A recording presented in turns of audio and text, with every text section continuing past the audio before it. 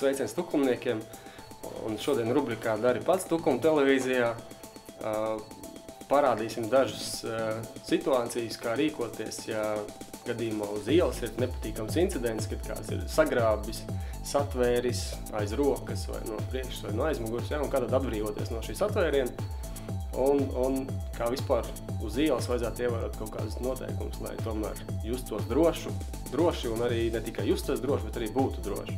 Mums šodien būs arī instruktors Andris Runis, kurš apmāca mūsu tukuma policists regulāri reizi nedēļā. Mēs atkārtojam šos speciālos paņēmienus un vispār fizisko sagatavotību uzturam. Jā, un tad instruktors arī parādīs tos paņēmienus, izstāstīs par viņiem. Varianti ir. Ja taisna roka mēs darām savādāk, ja ielies telpuņos, darbības savādākas ir, jā. Pirmais ir kontrolēt roku un sitiens ir. Tas ir, lai viņš mēģinātu atlaist roku, lai viņš nedomātu tikai par vienu satvērienu, jā. Ielieca, sagriež. Lai ejam projām. Skrienam projām, mēs pievēršam uzmanību, jā. Kliedzam palīgā, daudzamies pie logiem, pie mašīnām, lai sabiedrība pievērš uzmanību, kas notiek.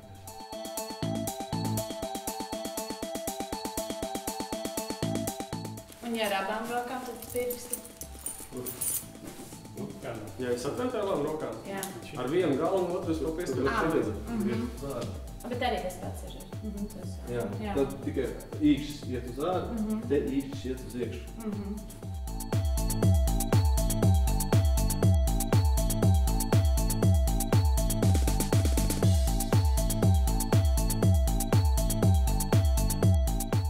Tagad, ja roka ieliek locītavās vietā, jā, uz āru.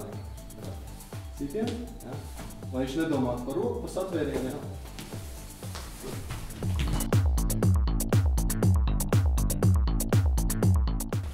Sasvērst kājiņš arī spēcīgi, un mēs kājiņš taisām, un viens sitien tas pats, jā. Vienkārši plecs ceļam augšā. Un skrienam. Šis ir vienkārši. Jā. Vienkārši sānis ceļ augšā rokas. Pats var tupāt. Un skrien projām. Jā. Un pats var pilnīgi ietupties uz leju. Automāts jau sanāks tad lielā krustība uz leju. Arī uz ņaukšanu, jā. Variants, tas pats saka, pirmais ir nedot nožņumu. Uz uzliekam apakšā, jā. Kā tvēriens sitiens.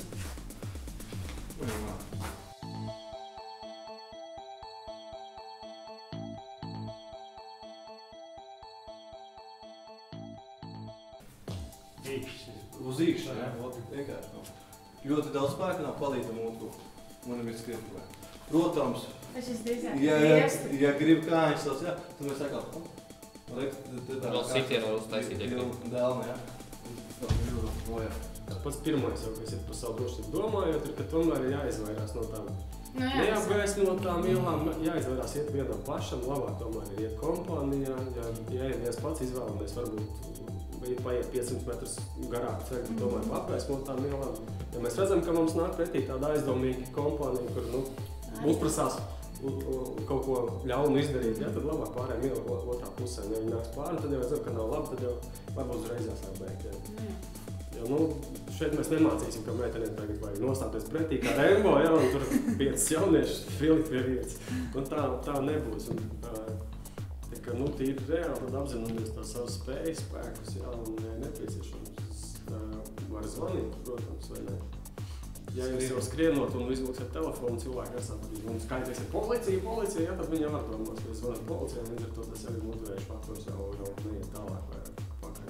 Bet tādi gadījumi mums ir diezgan reti, kad ir kaut kāda uzbrukuma uz ielām, bet tomēr mēs esam tādi apzinīgi tauti, un mēs izvēlamies drošas vietas, kur ir apgaismots, kur ir video novēršana, kur mašīnas brauc garām, kur vairāk cilvēki iet. Un tomēr pa vienam jau reti, kad tā ejam, man liekas. Tomēr no tiem pašiem treniņiem, no kaut kādām mācībām, ārpus klases nodarbībām pamatā iet pa 2-3 pa bariņiem, vai ne?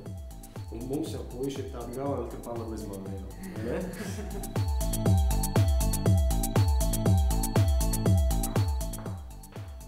Oi, Labi. Viss kārtībā. Viss izdarīts. Jā, viņš vēl saliecies.